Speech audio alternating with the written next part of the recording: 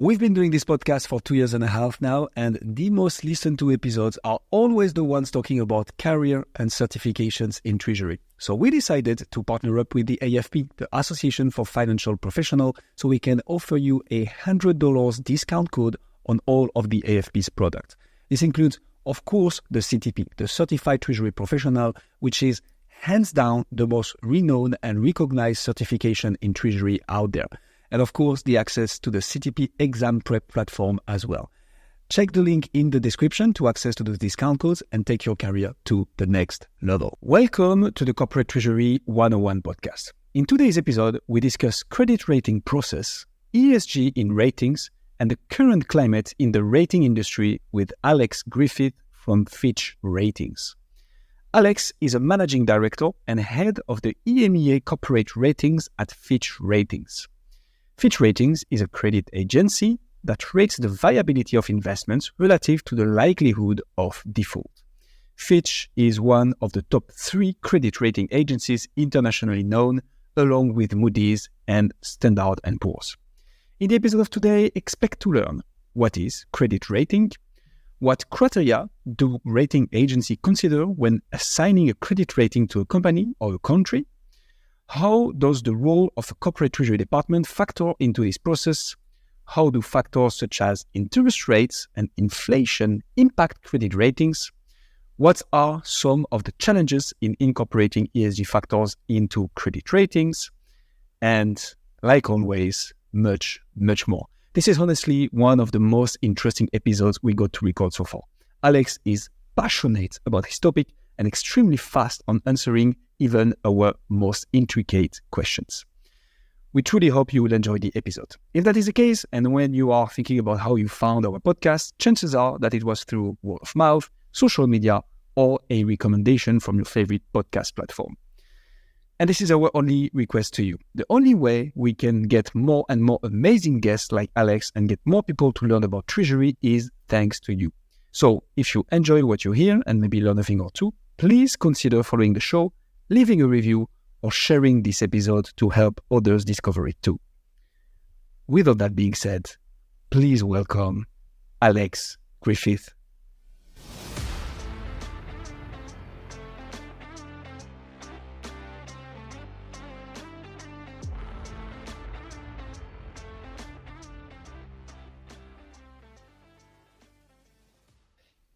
Alex, thanks so much for joining. Great to have you on. Can you get us started by telling us what a credit rating actually is? Absolutely. It's important to understand the definitions because it is a little bit technical.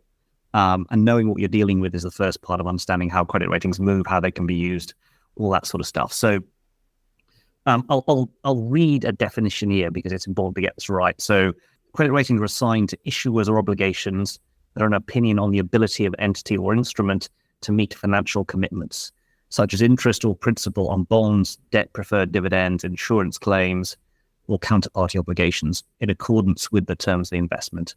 So there are important parts of that. I mean, one, they're an opinion. There's no absolute right or wrong here. We're effectively trying to forecast the future.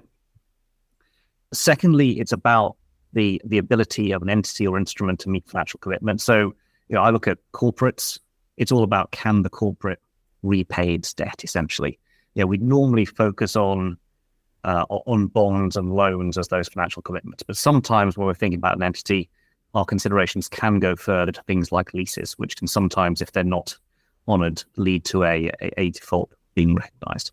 And then there's the final point, which is in accordance with the terms of the investment. So, we're trying to understand here, is a company doing what it said it would do in the first instance?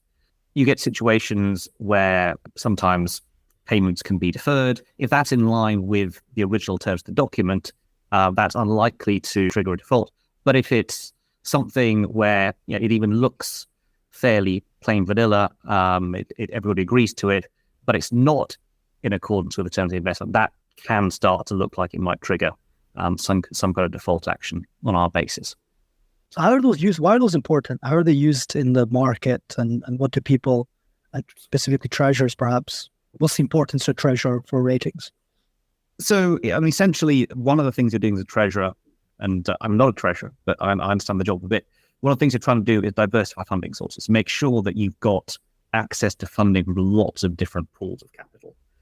Now, there are some pools of capital out there, and they're pretty large pools of capital out there, that will only be able to invest in a bond if it's got a credit rating. So, typically what we see are, if we have, say, a company that's been fairly well banked in its local market, maybe there's a local bond market that doesn't require credit ratings, it's got maybe a local bond, but they're trying to build a really big plant. They need a lot more money, and there they have to seek foreign investors. And usually those investors will want a credit rating.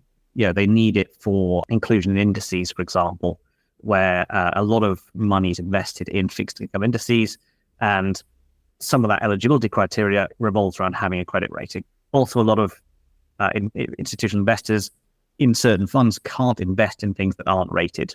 The market well-being, Alex, is highly based on trust, right? Yeah. Would you say that the credit ratings help building that trust between the different stakeholders? Because if we were to look at all the different entities you have out there, financial institutions and so on, even as an outstanding corporate treasury, it might be a bit tricky sometimes to know who does what. So would credit ratings help on that aspect?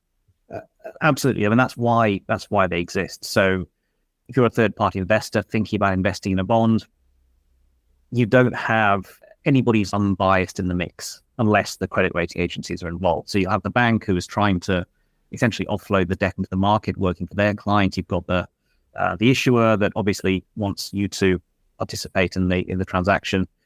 What credit ratings offer is a third-party unbiased opinion on that. So that's why the markets value them. Why they're often required by different parties. I mean, the other thing they can do sometimes is deal with an asymmetry of information. So, certainly unlike third-party investors, we often get parties or our party confidential information that isn't shared with the market. So we might see more detailed forecasts, for example, that is included in our credit rating. We keep the information confidential, but reflect that in the rating. So often it's also a way of issuers to share a bit more and get the credit for a bit more with a party they know is firmly committed to confidentiality. The third parties investing in it get the benefit of that, but the information is kept within a sealed wall. So overall, I mean, the purpose of these ratings is to have a third party which is unbiased in the transaction to give, let's say, objective opinion on the risk level towards investing in certain companies, or for borrowers to lend. It's all about credit risk. So it's very simplest. It's how likely am I to get my money back? We don't express these things in default probabilities. I think a lot of people would find it easier if we did, but what we're very aware of is the financial conditions can vary an awful lot, and that can vary overall default probabilities. So, the way that I think about it in very simple terms is, if you imagine a ship on the sea, and the ship is the thing that we're rating, we're telling you how strong the ship is compared to other ships. We're not trying to forecast what the sea's going to do. So what we get is this relative ranking where we say that a AA bond rating should be, if we look at it on the aggregate, we should see a marked difference between the default rate historically for a AA bond rating versus, say, a triple B or a single B. And when we look at our default statistics, that's where we get to. Is there an overlap with the insurance industry in some way? Insurers are big buyers of bonds, but and there are various things like credit default swaps, and there are some. I suppose there are some links, but it's probably not directly, I'd have said. It's not we're doing credit ratings. We tend to just think about, we're focused essentially on the company and what it's doing, less so, in fact, on the buyers usually. I bring it up because you made the ship analogy, and that was kind of the origin of the insurance industry, wasn't from the shipping. And it was, again, assessing. Stop using that analogy. No, because it's all about assessing risk, right? At the end of the day, which I guess insurers are there to profit off of their assessment and their understanding of risk in the market and whatever they're insuring. likelihood of getting the money back or not, or having to do a payout, or not, and then assigning your fee accordingly. But I guess you're not trying to buy into that risk. You're just publishing it, I guess, in a way. Yeah. And you have the trust of approval from the market to, if, for example, Fitch gave a certain credit rating, then that means something to the market, enables trust. That's the important thing if you're in this market, is building up a reputation over time of being unbiased, doing the right thing. We're only of value if the investors that look at bonds genuinely believe that we are independent. If they think that we are not, then we're of no value. So we've built up our reputation over decades by demonstrably taking an independent view. What's the actual process of creating that credit rating? I guess each rating agency is slightly different. You have your own way. How do you guys do it at Fitch? Yes, they're all slightly different. I wouldn't want to speak for my competitors. They're sort of different, but and I can talk corporate credit.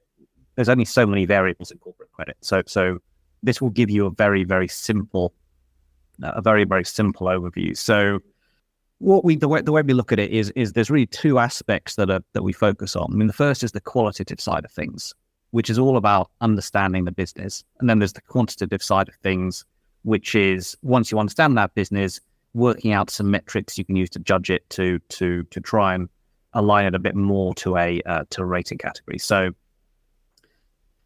the way that we focus at Fitch, and I think we tend to do this a bit more zealously than some of our competitors potentially, is we try and really understand that business and use that to forecast results going forward. So when I say we try and understand the business, we do that via over 50 what we call navigators. So for each sector you're in, we have a sort of a visual aid or a criteria that we set out, which talks about what sort of characteristics are associated with a double A in this sector, a single A in this sector, a triple B in this sector.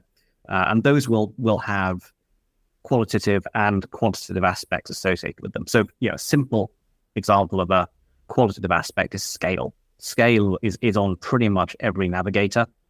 And scale is important because you have not just potentially your classic economies of scale. What it typically means is you're more diverse. So if you're diversified across different countries, if there's a problem in one country, the rest of them may well be doing okay. You'll usually be diversified across different business lines as well. And what that means is if one business line is not doing very well, the rest are unlikely to go wrong at the same time. But it also gives you leverage over your borrowers. So, if you're a small borrower, then it's potentially easier for the bank to turn around and say, no, you need to pay us back now. We don't really care. If you're a gigantic borrower, actually it becomes more of a negotiation. So there's more at stake from both sides. It's more of an equal party. So scale is one of the things that runs through a lot of these navigators, but then it can get very, very detailed. So things like reserve life in oil and gas, things that if you were reading any analyst coverage on a sector, you would see and they would use to differentiate between businesses. But I'm not going to go through every single of those 50 navigators, but they are there. They're all available on the website. And if you're really interested in working out how would Fitch think about your business and your sector, have a look at those navigators. They're quite comprehensive. So once we've done the qualitative side, we then think about trying to sort of come up with an overall risk from the qualitative side. And if you're thinking about this in very simple terms, what we're trying to do is work out how stable the revenues are, or how stable the cash flows coming in are really. So, you think about revenues, think about costs, that generates an amount of cash that you have to play with. You can obviously put some of that into CapEx and some of that will be discretionary. You can start to think about how stable and predictable a position is this. If it's less stable, we'll be looking for higher margins typically, so that when things are going badly, you're not in negative territory. But essentially assessing how solid is that cash flow that you'll use to underlie or to pay your debt. And what you then do is you say, okay, if that is a really stable, steady cash flow for a certain rating, you can take on more debt. Because usually there will be less variability and there'll be no point at which, or there'll be less likelihood of there being a point at which you can't make those debt repayments.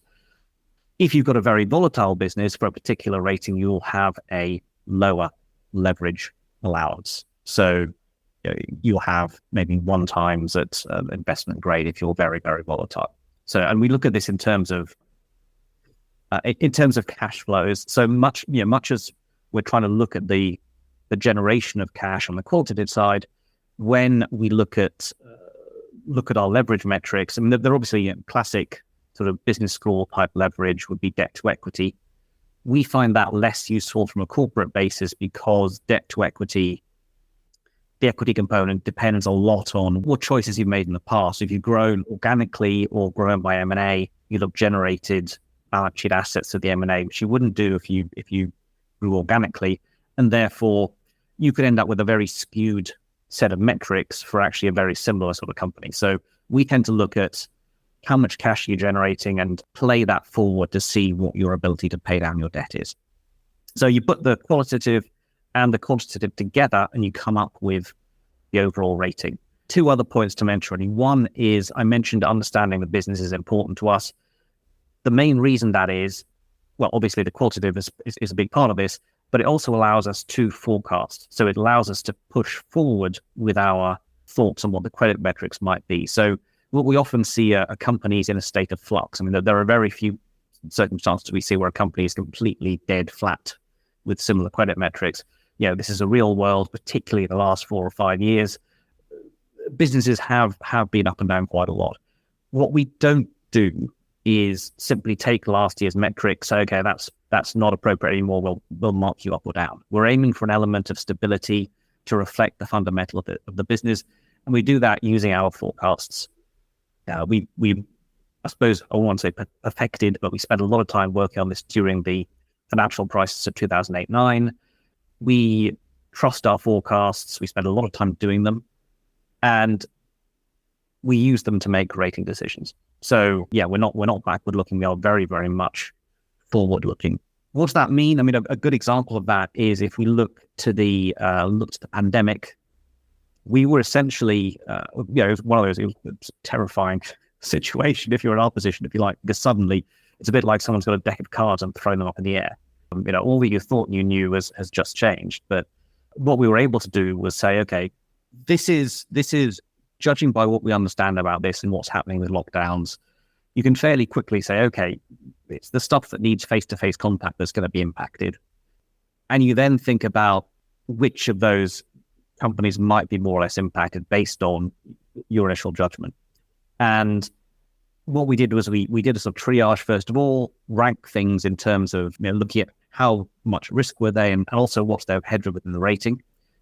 And we triaged and we brought them to committee. When we were going to committee, what we looked at was firstly, liquidity. So this is in early 2020. Can this company get through to the end of the year? But secondly, what do we think it's going to look like at the end of 2021? So, looking really the best part of 2 years out to whether it could get through and recover to something which looks appropriate for its credit rating in terms of its credit metric, its leverage, its coverage. What that meant was we didn't downgrade as many companies as we might have done if we were purely knee-jerking. And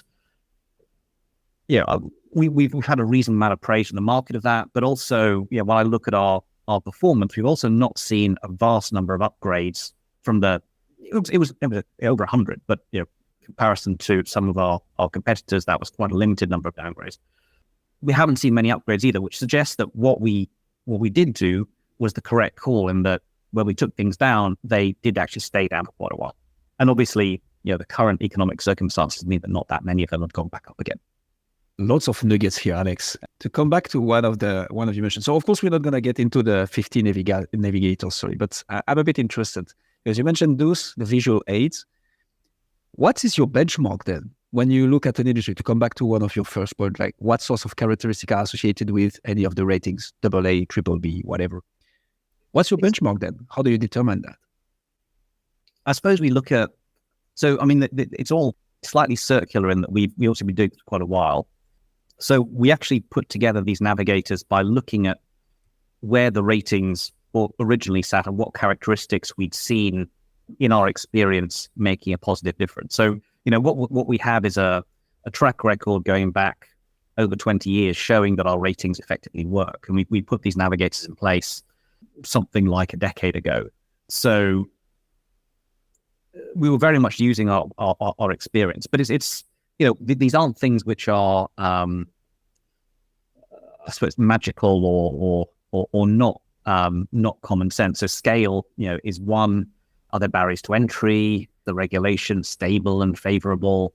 If you're an oil company, again, I'll go back to that example. Do you have a lot of reserves in the ground, or are you about to run out of oil to extract? So all of these characteristics, they tend to make sense, particularly if you know the industry. And what you then have to do is obviously start calibrating those. And the way that we do that is we say, okay, we've got a list of ratings already, and we know that broadly how we've got here works. What do we associate with with a double A company in terms of its reserves, or single A company in terms of the regulatory environment you've got to have to reach that? You map the characteristics onto a sort of an already known or already opinioned quantity. And then you look at it and say, does this make sense? And obviously we've been working with these for 10 years or so since we did the navigators, and it still seems to be working. So there's evidence that it's all making sense to us. Absolutely. What I love about what you're explaining, Alex, is that, so I think most of the people got a taste of what a rating is with the subprime crisis, obviously. When you get into the corporate world, obviously, you see those more and more, but you can easily think that it's mostly a financial statement analysis that is done. Yeah. But what you explain is that that's absolutely not the case. You look at the business. So in terms of, we're going to come to it, but in terms of resources and people that are working with you, they're not only finance analysts, those are also business analysts and people who will be able to say, okay, when you mention this, is there enough oil in the ground? Is there, what are the circumstances and the context in which this industry evolves and so on? That's super interesting. Yeah, I mean, absolutely. I tend to think about, all of our people are trained to read and analyze accounts, but I tend to think about that as reading. I mean, it's a bit like going to study and not being able to read the language you're studying. It's kind of the basics. Understanding how a set of financials works, how a bond indenture works is important, but understanding how the business works. And we get a wonderful variety of things, and that's part of the joy of doing this job, is that you see all sorts of different business models and issuers, and a lot of them are really clever. So what we get is a lot of people that have an interest in working out how the world works and how that sausage I saw in the supermarket on a hot day when everybody's barbecuing managed to make its way there in such quantities. That's the sort of thing that's fascinating to the people that work with us. That's really, really cool. Another point you mentioned was M&A, when you were especially touching upon this debt to equity ratio, right? My understanding was that companies that are renowned to go through a phase of merger and acquisitions usually tend to have a lower credit rating because there is a bit of uncertainty associated to it. Why is that? Is my perception correct, first of all? If so, why is that? And back to the growth aspect you mentioned, because M&A enables growth, maybe less in a steady way, but growth for sure. So how is the M&A aspect impacting the credit rating? Back to those, how do you actually rate companies? Yeah, so there's a few things that happen when you get M&A. One is typically, and obviously there is failed M&A and there are problems with M&A sometimes, but the business profile or the operations, so the operational profile will improve. So, we were saying scale diversification is positive. If you do M&A, and let's assume you're not crazy, right? You've thought about it, you're doing it for a good reason. You'll be strengthening your product portfolio or diversifying into an adjacency, and you'll be able to realize some synergies from that. So the process of doing M&A in terms of getting something else attached to your business is generally positive. There's the question of how much are you paying for it. So if you're paying a large amount of cash for something that maybe doesn't have that many synergies, that's a judgmental point. And we do occasionally see M&A that we don't think is brilliant, but for the most part, the people doing it are pretty sensible, and it is positive for the operational profile of the business. If we look then at the financial profile, it gets a bit trickier. So obviously there are a few ways to pay for M&A. One is with your own equity, and If that happens, that's certainly for the credit rating, generally the most favorable because there's no additional debt there. Usually there's either a mixture of debt and equity or there is pure debt. And that's where it starts to become a little bit complicated, because then it is really a trade-off between how much does the M&A enhance your operational profile versus how much additional debt do you take on, how much does that increase risk? So, we have companies that do, you might call, single big ticket M&A. You get, giant investment grade companies that will buy a competitor, and that will be hugely strategically important, but it tends to be incredibly expensive. So you might see if you've got a, say, 2.5 times leverage threshold for somebody, it'll shoot up to 4 and might stay there for a couple of years. Now that's where the forecasting gets interesting, because we then say, okay, we know that this is business enhancing, or we think this is business enhancing. Can we wait for the leverage to come down? And if we are comfortable enough that, over a reasonable period, call it 1 to 2 years, the additional cash flows being generated and the commitment of management is such that we can reasonably expect that to come within its tolerance again, the chances are we'll leave the rating where it is. So we will try not to move if we believe that that is achievable. But obviously that's a pretty big judgment call, and we don't always agree with management's view on it. They tend to believe in themselves, and sometimes, unfortunately, we don't. Makes sense. Super cool. That makes a lot of sense. And so when we look at other aspects that the company can influence the credit rating on, how does the role of a corporate treasury department factor into this whole process? I mean, treasurers end up usually being the people we speak to the most in these processes. That doesn't have to be the case, but it seems to be just the way of things that treasurers are tasked with dealing with capital markets, raising debt, and therefore the credit rating agencies sort of come under them. We have them generally as our first point of contact. They'll often pull in people like the investor relations department or potentially the CFO. But for most relationships, it's the treasury team that we are most often speaking to. What does that mean in terms of the interaction? I mean, the person in the treasury team is really the conduit for the rest of the organization. Because, as you've heard, we will be trying to understand not just about finance and strategy and stuff the treasurer spends all day thinking about, but also about the company, its merits, its business model. So typically the treasurer is not going to be able to answer all of that at once. So it's very much about the treasurer bringing in the information that they think we will need, or we'll usually give questions. So it's a question and answer those questions, but very much being that sort of conduit to the rest of the organization. Super clear. So if I'm a treasurer then, Alex, what can I do proactively to be able to improve that credit rating or to put my company in the best position for that? I suppose that's the thing, the obvious thing that the treasurer can do is have less debt, typically. That tends to help. Other than fundamentals like what is the structure of your balance sheet, how strong is your business, there's not much that's non-real that a treasurer can do. I mean, what we look for in sort of treasury functions and funding is it's the quantum of debt, but also the term structure, the sources of finance.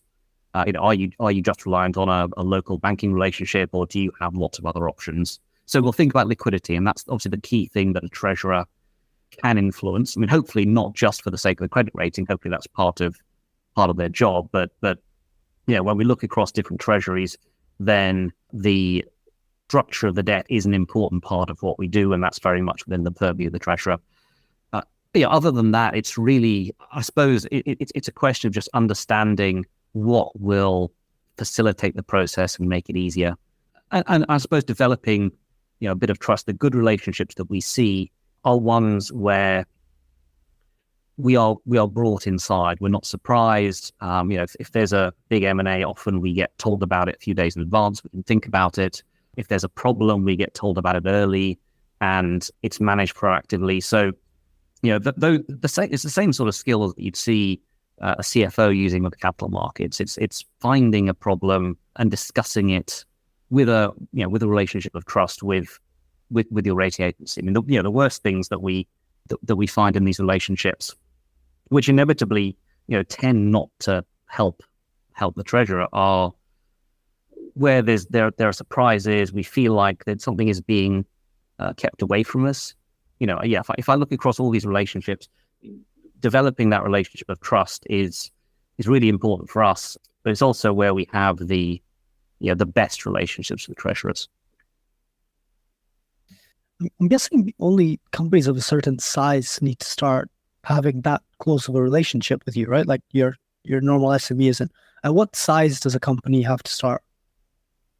At what size does the treasurer of a company have to start worrying about keeping you guys in the loop with all of these decisions so proactively? Well, I mean, we tend not to look at small companies. So essentially, if you're big enough to be rated, then we'd expect those discussions to be being had. Yeah, we don't differentiate between credit ratings. We don't differentiate the amount of work we do. The process takes often a similar amount of time. And sometimes, there's many issues with smaller companies as larger companies. So, I wouldn't say there was any difference in those relationships. And obviously, if you're a treasurer with 50 billion of debt to raise, you probably take it as seriously as a treasurer with $1 billion of debt to raise because it's still your company. A relationship of trust is important on both sides. Super clear.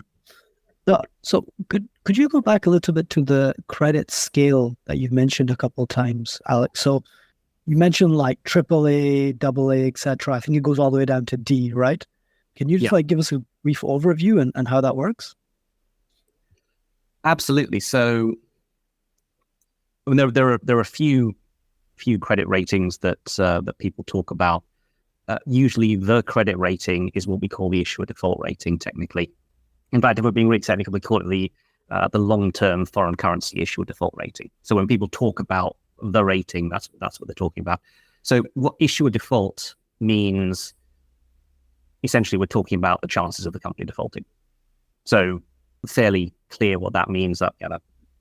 That's all about likely to default. Foreign currency means we're thinking about obligations that can be traded cross-border. So it's not something where there's potentially transfer and convertibility risks. So they're usually in currencies like dollars, euros, etc. And long-term means we're looking across a longer horizon than short-term ratings, which are slightly different, which are money market related typically. So this is a few years out effectively. Within that, what we have is AAA to D scale. So you have it split AAA to BBB minus, and within most of the categories, AAA, AA, single A, BBB, you have plus and minus modifiers. So BBB minus is at the lower end of that band, BBB plus is at the top end of that band. There is a cutoff between BBB minus and everything below it, which is investment grade versus sub-investment grade.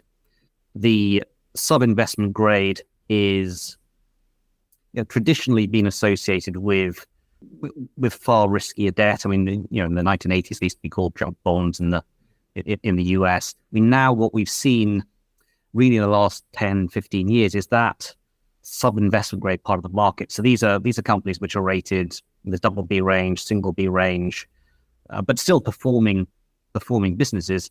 That part of the market has expanded quite a lot. So, that junk sort of prefix that you used to have starts to feel a little bit pejorative.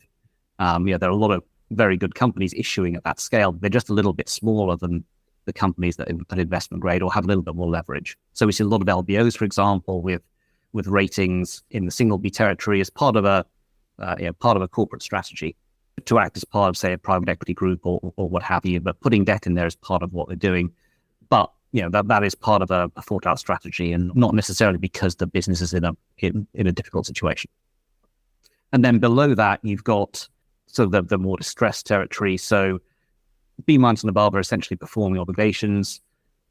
Triple C plus, so there's the triple C range, double C and single C, which is, there is a very real default risk present there, and more so as you go down the scale.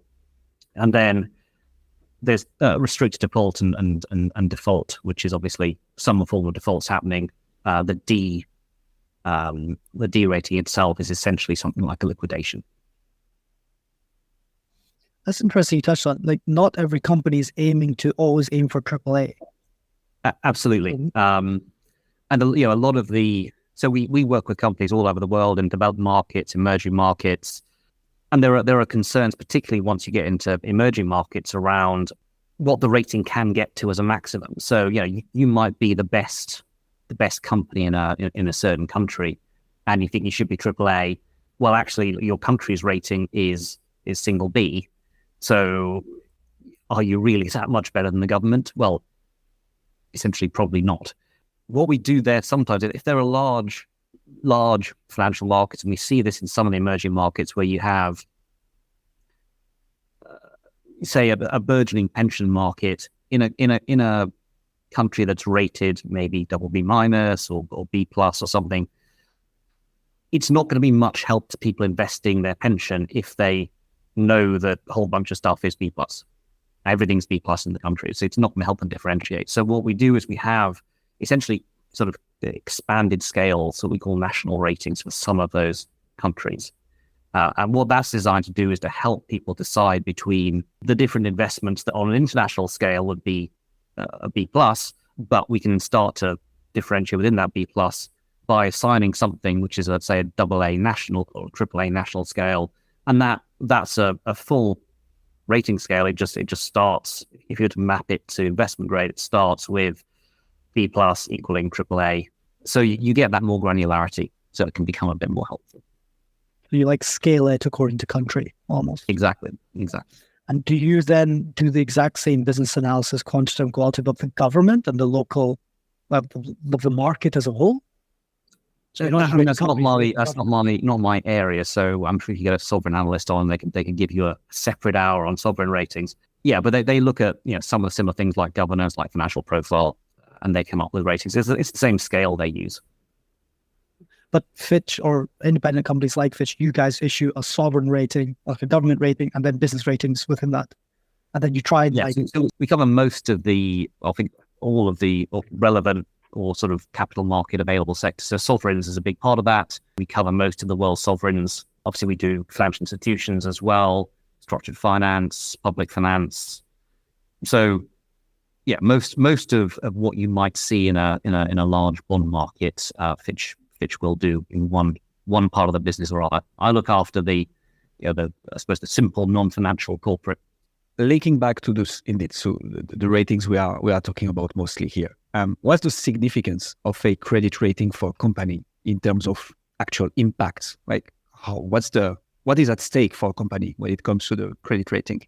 The main thing is the price of the debt. So obviously, if you're potentially loaning somebody money, then you're not just making a yes/no decision. You're making a decision about how much, what's the interest rate you're going to get on that debt, and to an extent, what terms and conditions are you going to demand from the borrower. So if you're trying to work out what the credit risk is, then independent opinions like Fitch's are obviously very important. And one of the things that investors use when they're trying to come up with that pricing view. So credit ratings mainly have an impact on pricing, but also there are other ways they're used. So you can use them to look at your supply chain, for example, just look at counterparty risk. That's not what they're designed for, but some people do use them as a proxy. Some people like to use them as a sort of benchmark for their own internal governance. So particularly we see this with groups with private ownership. They don't have the discipline of the capital markets. They need some sort of third party. So actually getting a independent view on what their creditworthiness is very valuable to them. Very interesting. Yeah. So also for the private companies, I didn't even think of that. Makes a lot of sense. And so to state a bit the obvious, Alex, because now that we have the main reason and the main impact, what are the consequences of an upgrade in credit rating? And obviously, from an opposite standpoint, what about the downgrade? What's the impact for a company? It's slightly perverse in the sense that if there's an upgrade, it may well not do anything immediately. What it means is the next bond you issue, you may be able to negotiate better pricing. A downgrade similarly might not do anything immediately, because what we're talking about mainly here is fixed income investments. So the interest rate is fixed at the start of the period, and it continues until the bond needs to be repaid. It's only when you need to refinance that actually the rating has an impact on the borrower. The lenders will potentially be marking the bond to market. So it'll have an impact on them and on the markets, and that will obviously affect their willingness to lend again in the future. And I suppose the second point of this is a lot of it is not just about the price, it's also about refinancing. We've seen this in the current market where refinancing is no longer a given, it's more of a question mark about whether companies can get a bond away. If they're higher risk, if they're not known by the market, there have been windows where it's been very, very hard to just get a deal done. Obviously, negative news on the rating side can make that a bit harder. Because I had in mind, obviously, it will cost more money to borrow money. But from a lender standpoint, if you own a public company and you resell the bonds afterwards, it might be trickier for you to resell it, even though you might have had better interest rates on your investment. So in theory, if the pricing hasn't changed in the interim, so if you're being fairly compensated for the risk, so it was downgraded, then you bought the bond. The market should, in theory, all work out. If you bought a bond at 5% and then it gets downgraded, then the appropriate rate might have been 6%, and therefore you will take a hit to the fair value potentially. We would like to dive a little bit deeper into the role of ESG in credit ratings. So maybe to begin with, can you explain what ESG factors are and why they have become important in credit ratings? So ESG has been, I suppose, growing up over the last decade or so as a broadly discussed concept. If I look back at maybe the history of how Fitch was thinking about this, when we were looking, I suppose, mid last century, ESG was being talked about quite a lot, and a lot of the concepts that were being discussed were things that we were already doing. So governance, for example, has always been a massive part of our criteria and our thinking, particularly having an impact in emerging markets usually, but sometimes in developed markets as well. So our first thought about this was, well, we're actually doing quite a lot of these things. How can we make it clear to everybody what we're doing? So, the first thing the market was asking for was, you've got your credit ratings. How do you include ESG in that? So our first step, and it happened in 2019, was to produce what we call ESG relevance scores. So essentially, what we do is we say, okay, we just concluded on the ratings, the end of the committee. We've got 14 specific ESG factors that we think about. Did any of these specific factors have a material influence on the rating? And so it's an observation on what we did. It's not new criteria telling us what we should do, but it allows us to sort of step back and think what ESG factors were in here. The way that we score it, we have a 1 to 5. So 1 is, this factor, it's just completely irrelevant for this sector. So, I suppose water usage in airlines is an example. Obviously, you could find a tiny tangential way, but it's not in any way a major issue. And then it gets to 3, which is the middle, which is this issue is potentially important, but also it's under control. It's not having an impact yet. So there's a theoretical issue here, but the issue is controlling it. Then you get up to 5, which is, okay, an ESG factor we've identified specifically changed the rating. So you have that gradation. 4 is there's a material impact. So essentially it was part of the rating construction, but not something which changed the rating by itself. So we've scored on that 1 to 5 basis. That was essentially looking at what we were doing and highlighting what's important. Because, as we discussed in the last podcast, the bulk of what we do is trying to understand the business, understand all the various risks. There's no sort of checklist of what we're thinking about. It's trying to understand the thing holistically. So if there was a problem with wildfires, that's in the ratings. In fact, some of the 5s that we see in the US, for example, at the moment, are just down to wildfire risk. So we should have picked up all those risks anyway. We came along with that for quite a long time. And if we look at the various ES&G factors where we have an impact, whether it's a 4 or a 5, about a quarter of ratings are impacted by some sort of ESG factor materially. The biggest of those is governance by quite a long way. So as I said, governance affects emerging markets. It can affect developed markets as well if it's not up to scratch. It tends to be a negative rather than positive. So, if governance is fine, that doesn't necessarily raise a rating, but it can drag a rating down if it's not fine. Second, you have social factors, which change markets. And then only finally do you get the environmental factors. So about 6% of our ratings now have an elevated environmental factor, which when you're sitting there thinking about climate change and climate policies feels incredibly low. What we therefore tried to do was think more about climate, because climate is a weird thing to get your head around in terms of credit ratings, because we tend to think about, we don't have a fixed rating horizon. So in theory, our horizon is infinite. Practically, though, we do tend to focus a lot more attention on things that are better understood, more certain, which means shorter term. So our forecasts are 3 to 5 years, for example.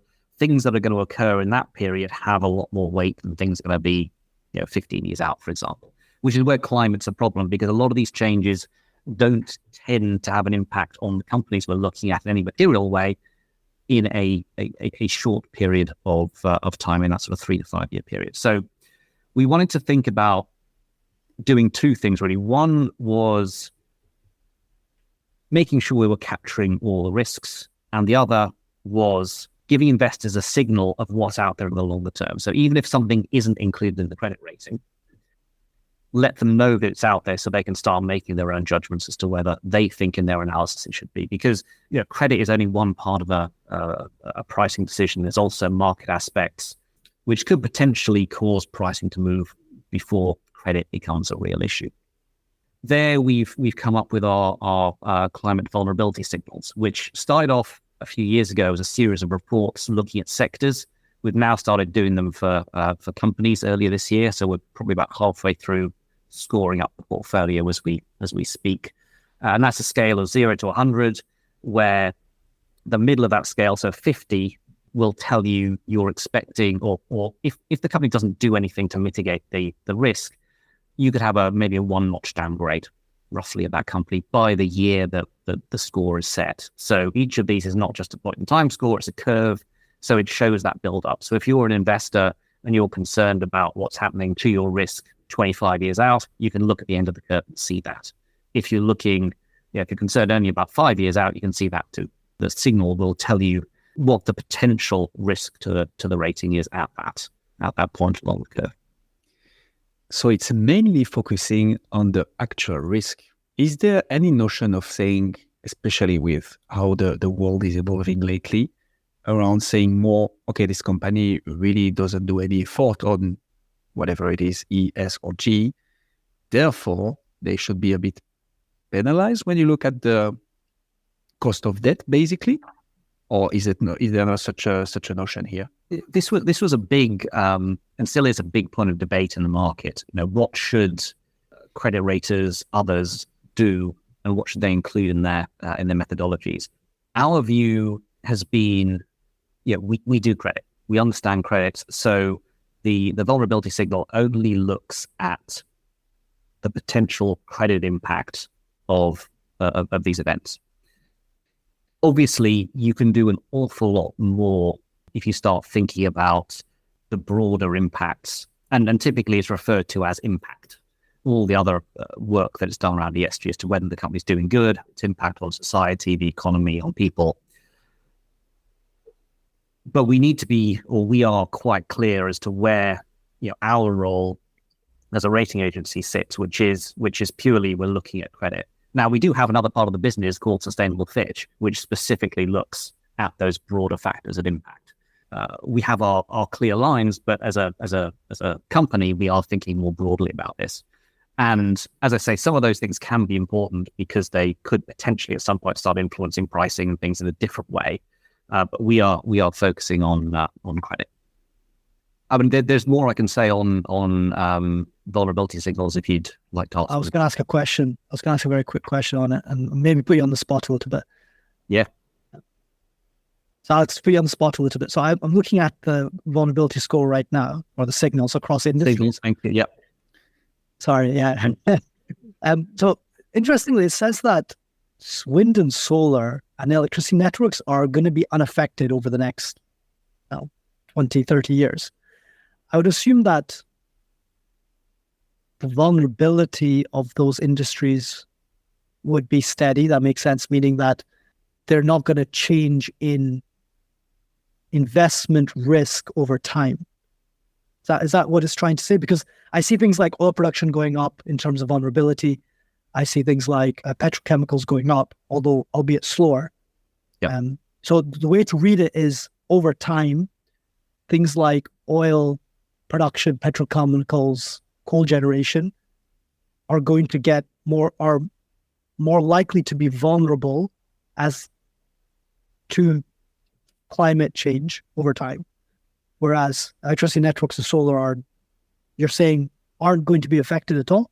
Would they not get better as investment opportunities?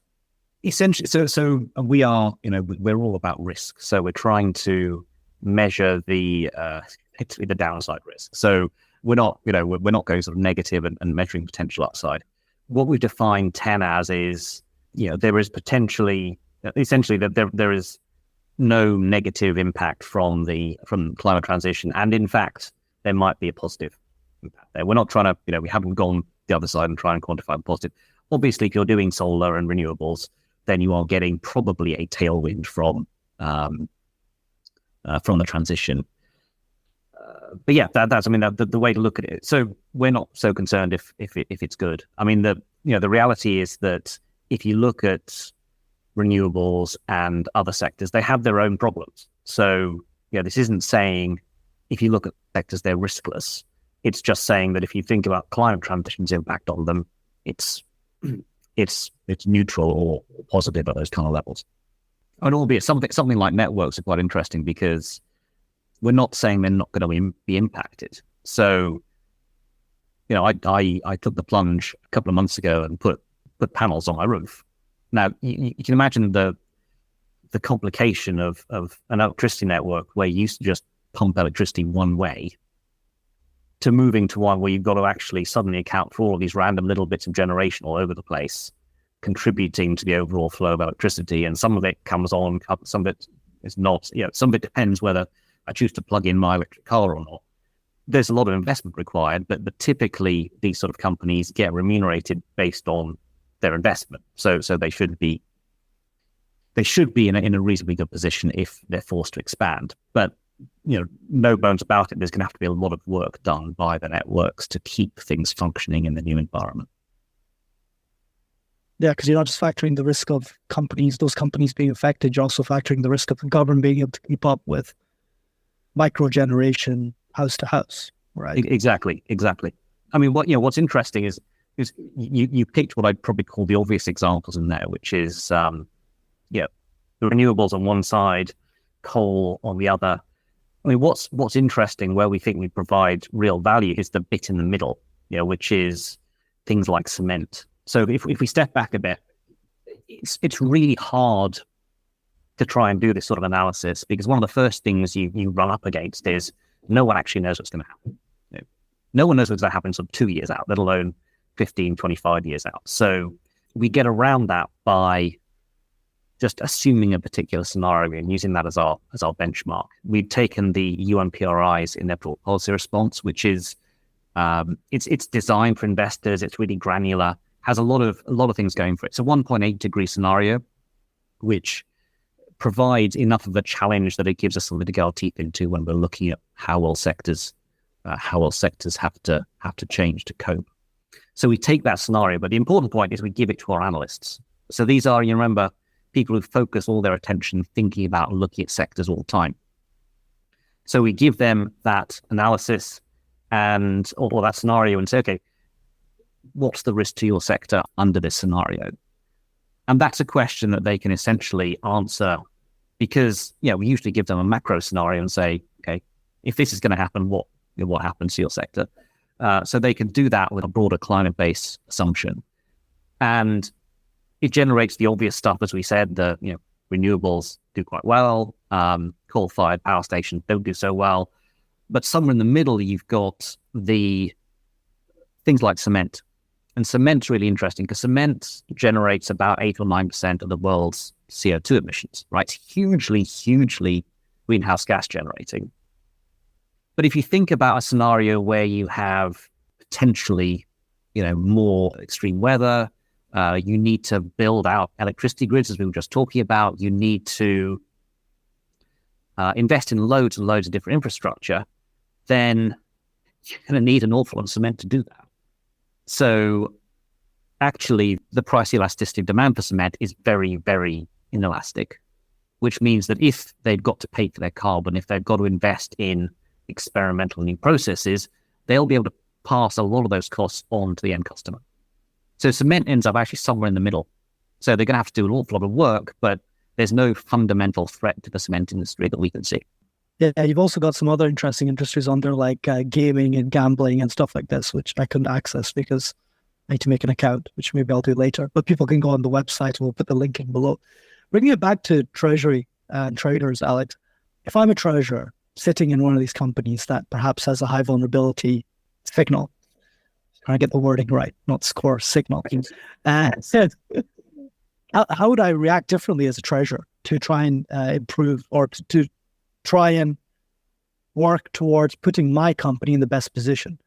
So how should a treasurer take it? Okay, if I'm a treasurer sitting in let's say a petrochemical company versus sitting in a wind turbine manufacturing company, how do I react to these differently?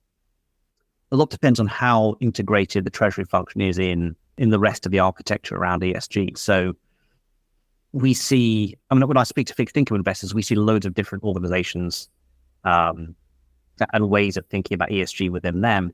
Within companies, I'm sure it's even more diverse how they consider it. But if you've got a head of sustainability, then I would expect a treasurer to be fully on board with what was being discussed, what the plan is.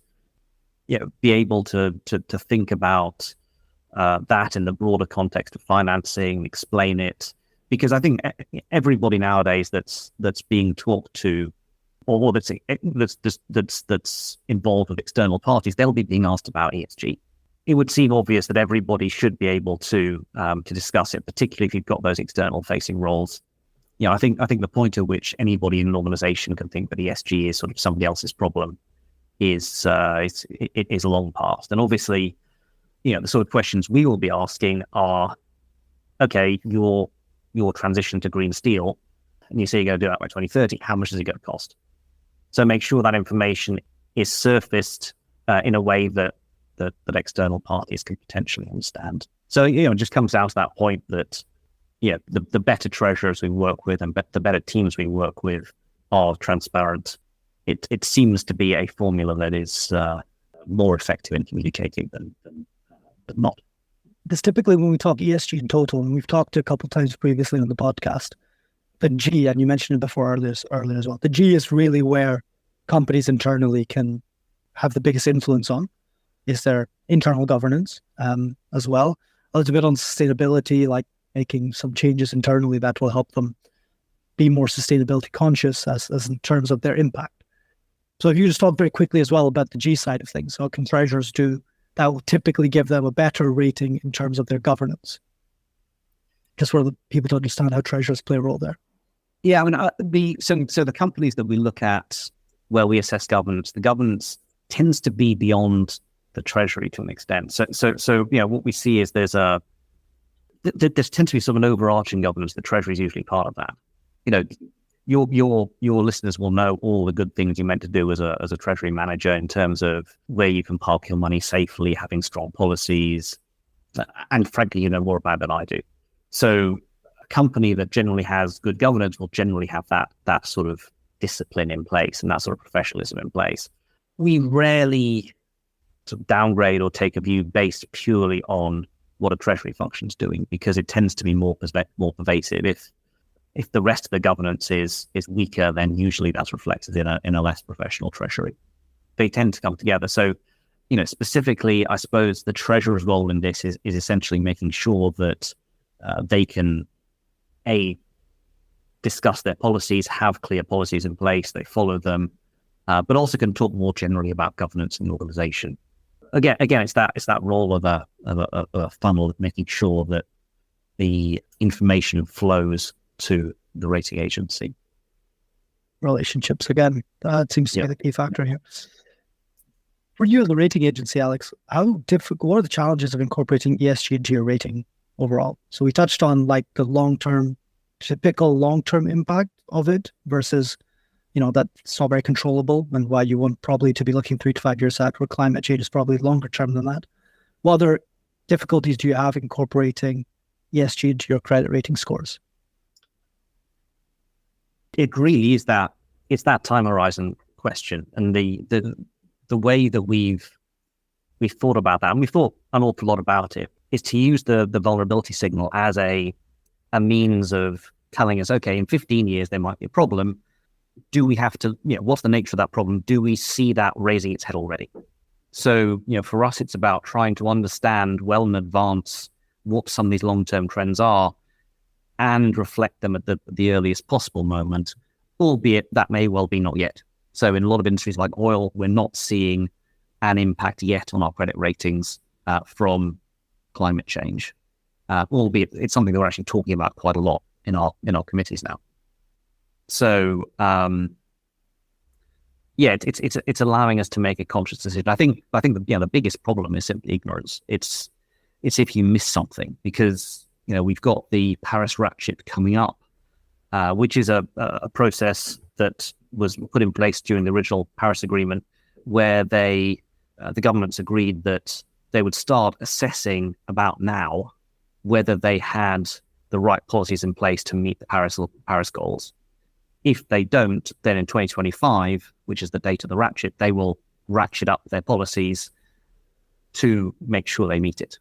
Obviously, politics is politics, and don't want to get into what's currently going on with COP processes, etc. But that's the broad timetable that's still been enforced and has been laid out. So, if that all works as planned, you would expect to see a pretty rapid acceleration of policies in the second half of this decade. So the sort of traditional, wait and see what those policies might be approach isn't really going to cut it, because they're going to be coming very, very quickly, and you need to have thought about it in advance. So avoiding ignorance, really thinking about it, and making sure you've got the visibility on when those risks are starting to pull forward from the future into something we need to think about today. Those are the real challenges. Alex, thank you so much for the insights shared so far. We'd like to get a little bit deeper into the current market climate on credit ratings. So how do factors such as interest rates and inflation impact credit ratings, to really look at something recent and topical? And this has been the question, not just of this year, but of last year as well. So I've been at this 18 years, and essentially throughout that time, it's been a story of rates falling. Inflation hasn't even been on the radar. And suddenly we're in this position where you have economic challenges, but central banks can't counter them by dropping rates because you've got inflation, which they need to fight. So if we think about it in terms of credit ratings, what are the issues? So there's, I suppose, the market issues, and we'll deal with those quickly, because what this has done is throw markets into a bit of a tailspin. The market is trying to work out in a rising rate environment how they price things. If you're thinking about a fixed income security, you don't want to say, I'll do this at 5% if 3 months later the market's moved to 6 or 7%. So calling the top of the rate cycle is one of the big things the market's focused on. Whether we're there or not, that's not something that I'm qualified to really opine on, but the market calling the top of that is very important to access. So if, what it means is, if you're a strong borrower they like, they'll charge you more. They'll charge you a even bigger premium. If you're a borrower they don't know and don't like, they might not lend to you at all. So that's having a real impact lower down the credit rating spectrum, where companies typically have an awful lot more debt, but also they tend to borrow floating rate rather than fixed rate. So most of what we look at, high yield bonds or investment grade bonds, is fixed rate. So actually changes in interest rates don't immediately have that big an impact. But if you're sitting on 6 or 7 times leverage and you're floating rate, when base rates change, that does have a real impact immediately, and can get quite tricky. On the operational side, I mean, it's been a real roller coaster. So, we mentioned COVID in the last episode and our views on that. I mean, essentially, if I look at our ratings, we've never recovered from the COVID downgrades. So we'd have expected in a normal environment to see further upgrades. Essentially, we haven't. But what we have seen is differentiation. So the big companies with less exposure to the consumer, with market power so they can push through input prices to their sales, those companies are doing well. So, they're managing to generate cash, they're paying down debt, they know that they need to be fairly cautious in terms of their balance sheet. So actually, they're improving their credit profiles and moving up the rating scale. At the other side, though, we've got those consumer-facing companies where, we all know consumers are now having to be very, very careful with their money, choosing whether they want to pay their electricity bill or buy that fashionable jacket. That is making that ability to pass on costs, which are rising for pretty much everybody, more questionable for people that are facing the consumer. So that's pretty tricky. And obviously the real problem area that we've got, if you take the two things that I've talked about, there are some companies in those sectors that also have the 7 times leverage and maturities coming due. So, one positive is that if we look at maturities, generally speaking, 2021 was a year of absolutely massive issuance. So huge parts of the leverage loan space, which is that single B range typically, managed to refinance in 2021. So the maturity profile is very much back-ended. There were a small number of companies that didn't manage to refinance, and those are typically the ones that were still really being hit by COVID, which are typically those retail, those consumer-focused companies, and they're now trying to refinance in an environment where the markets are sporadically open, and frankly, for some of them, it's just not happening. And their business models are also under threat, so it's still not happening. So it's very tough for some companies in their sectors. But the story really is differentiation. Some companies doing absolutely fine, and some, particularly with high debt, getting in a bit more difficulty. Tell us a little bit more about how you guys adapted ratings during that time, Alex. So you gave us a story earlier about how you had to look at all the industries from scratch again with the new framework that the economy was under, like with lockdowns, face-to-face versus things that go online, etc. What other changes did you have to make at the time? And you say, because we haven't recovered yet, a lot of the lockdowns have opened again, although perhaps not, consumer habits perhaps haven't gone all the way back. But a good example of that might be like the travel industry. So you can't find a cheap flight anymore because it's just every flight's overbooked, which was zero during pandemic time. So I assume that some industries have bounced back better than others. So how do you guys keep up to date with all this volatility and things changing so quickly? I mean, it's slightly weird in the sense that the last 18 months don't feel like they've been very volatile. Well, at least the last year or so, because it feels like we've been anticipating this whole sort of quasi-stagflation episode for quite a long time. And in some ways, it's simply not going away. What we had last year, which was I suppose a shorter term concern, was the Russian gas situation.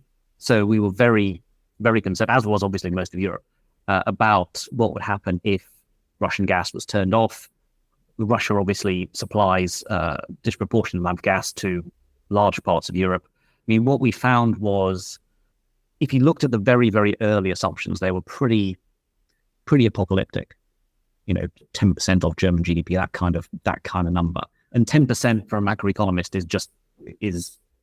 it's insane. I mean, it's not a number it's usually talking sort of half percentage points, maybe, and that's really quite bad. So 10% is just out of this world. We spent a lot of time thinking about, okay, where's the various, where are the gas pipelines? Where can you get additional gas from? What policies are being put in place? Who's being prioritized? And we were looking at that all the way through. And we spoke to a lot of corporate treasurers after we'd done our initial homework. So we spoke to a lot of companies understanding what they were doing. And this is where, there's a selection bias because we rate the biggest, strongest companies in the world. Now, those are the companies that issue bonds. They've usually got plans, they've got flexibility. So they were generally able to give us a pretty good idea of what they had in store. We could model that. And then we took some rating actions, but they were fairly limited. I suppose it wasn't a fundamental change to the rating approach. I mean, in fact, it was very similar to the approach we took during COVID, which was, we just need to get under this problem, understand it, and take actions as appropriate. But now and again, you get these things which do very much change the game. I think if we look back at the stagflation question, it's not a fundamental change to what we're looking at. I mean, we're looking at price rises, looking at cost rises, we're looking at the cost of borrowing. So that doesn't change the game for us in that sense. It's very much the normal things we deal with. A pandemic or a sudden gas shock, those are the more sort of difficult one-off events that we have to deal with. But we deal with them by analysing them. How do you take into account, or how do you see the recent events around the failure of several American banks impacting the credit rating process, if any? But we might tend to think that obviously that has a systemic impact. How do you take all this into account, and what's the effect you've seen so far?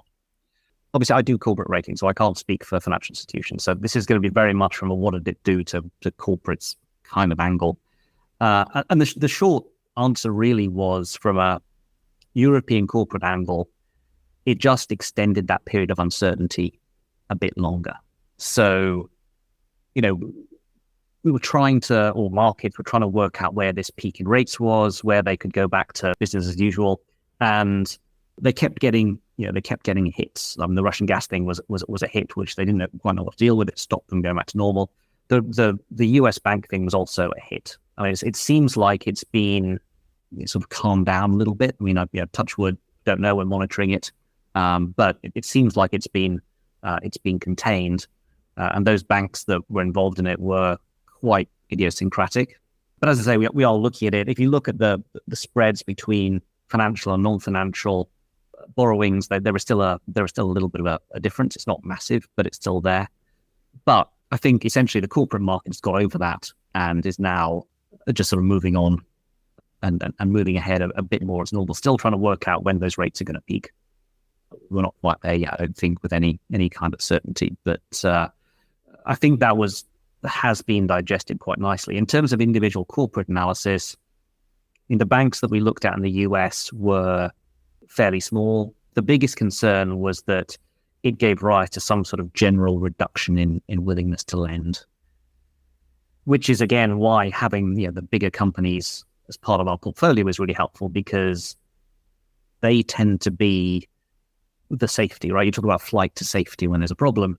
Actually, the things we rate tend to be where people fly to when there's a problem. So the risk that they would not be able to borrow is probably lower than potentially for some smaller companies. So there's more of a risk to the broader economy, SMEs, than there is to the giants that we usually look at. It's less of an immediate threat than you might think. I think that makes sense in the context of the niche banks like Silicon Valley Bank in the US and some of the other small ones there. But something like Credit Suisse failing in Europe seems to have a different tone to it, no? In terms of like risk to corporates. If a bank like Credit Suisse can fail, like when we were speaking to treasurers around the time and even now, everyone's in a panic. They don't know where to park their money. It's a very good point. I suppose Credit Suisse was documented as having quite a lot of issues quite a long time. So yes, there's a potential disruption there, and I'm sure there was a couple of days when it was a real problem, but the regulators have arranged to get out.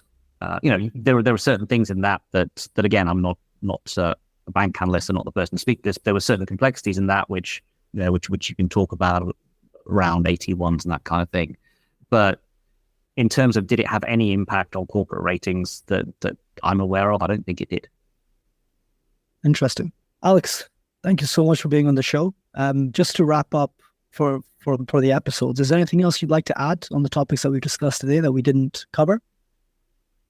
Nothing much to add other than you can find out a lot more on all of this stuff on our websites. FitchRatings.com is fairly obvious. If you Google Fitch and climate, you can talk about climate vulnerability signals. And if you're interested, do just get in touch with us. There are plenty of contacts on the website. People can give you chapter on verse and on how a rating process works and how you can get involved. Super cool. And we'll put all the links to Alex's LinkedIn, to the climate vulnerability signals and the Fitch website in the show notes below as well. Alex, it was a pleasure to have you on. Thank you so much. Thank you very much.